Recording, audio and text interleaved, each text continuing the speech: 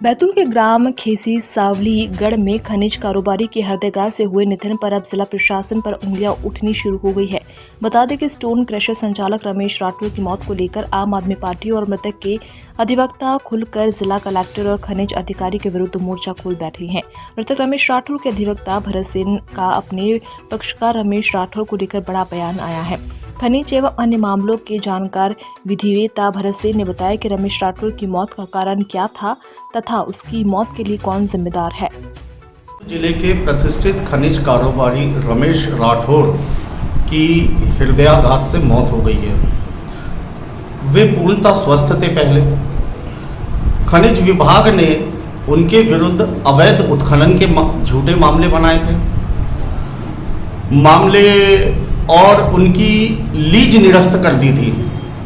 5 करोड़ रुपए से अधिक का बकाया उनके विरुद्ध निकाला गया था, जिसमें से कि 4 करोड़ 74 लाख रुपए का बकाया उन पे खनिज की रॉयल्टी का निकाला गया था। 2 अवैध उत्खनन के मामले बने थे, जिसमें कि अर्थदंड हुआ था। ऐसे करके कोई 5 करोड़ रुपए से अधिक का मामले उन पर बन गए थे। डायरेक्टर माइनिंग में अपील की गई। अपील लंबित है। मध्य प्रदेश सरकार के नियमों के अनुसार 10% राशि जमा करने पर ही अपील सुनी जा सकती है। 50 लाख रुपए 10% राशि जमा करने का आर्थिक सामर्थ्य उनमें नहीं था। वे लगातार परेशान चल रहे थे। इस मामले में माननीय मुख्यमंत्री महोदय को ज्ञापन भी दिया गया था जब वो बैतूल में आए थे, लेकिन इस मामले में प्रशासन ने कुछ नहीं किया। डायरेक्टर माइनिंग ने कुछ नहीं किया। उनकी लीज निरस्ती हो जाने के कारण विगत 1 वर्षों से उनका कारोबार बंद था। विद्युत वितरण कंपनी लगातार उन पर दबाव बना के रखी हुई थी। विद्युत वितरण कंपनी के तहसीलदार ने उनको 21 लाख रुपए से अधिक की वसूली का नोटिस दिया था, जबकि उनकी स्टोन क्रशर बंद था। इन सब कारणों से वे बहुत अत्यधिक तनाव में ग्रस्त थे। उन्हें पता नहीं लग रहा था कि उन्हें न्याय मिल पाएगा कि नहीं मिल पाएगा। इस व्यवस्था में उनकी जो मृत्यु हुई है, ये मध्य प्रदेश राज्य की गलत खनिज नीति के कारण मृत्यु हुई है। नौकरशाही के इसके लिए जिम्मेदार है।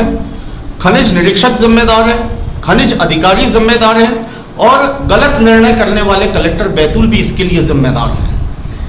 भरत सिंह जी, आप उनके वकील रहे, तो इस जो उनकी जो मृत्यु का कारण मृत्यु है, सामान्य मृत्यु है या उसकी मौत है?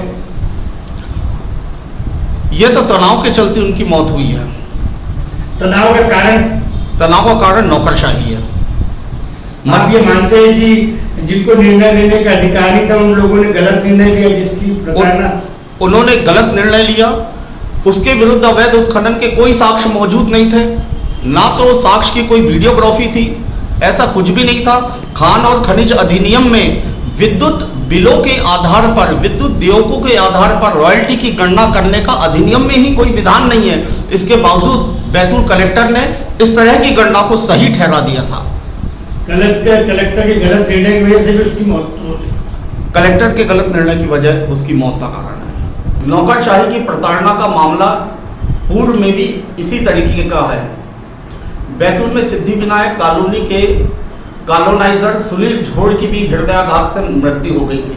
तो उसका कारण था कि कलेक्टर ज्ञानेश्वर बी पाटिल ने उनकी कॉलोनी की समस्त भूमि को प्रबंधन में डाल दिया था। विगत 1 वर्षों से वो संपत्ति का विक्रय नहीं कर पा रहे थे। उनके ऊपर बैंक का ऋण भी था। वे भारी परेशान थे और हाईकोर्ट में उनके कलेक्टर बैतूल के आदेश को चुनौती दी गई थी। याचिका के लंबित रहने के दौरान ही उनकी मृत्यु हो गई थी। ये बैतूल जिले में ये कलेक्टर प्रताड़ना के 2 मामले आए। बैतूल जिले में अब तक 2 मामले हैं, जिसमें कलेक्टर रैंक के अधिकारी की भूमिका रही है। दोनों ही मामले में मृतकों की मौत का कारण प्रताड़ना मानते हैं आप? दोनों ही मामलों में हृदयाघात से उनकी मृत्यु हुई है और ये सिर्फ तनाव के चलते हुआ है।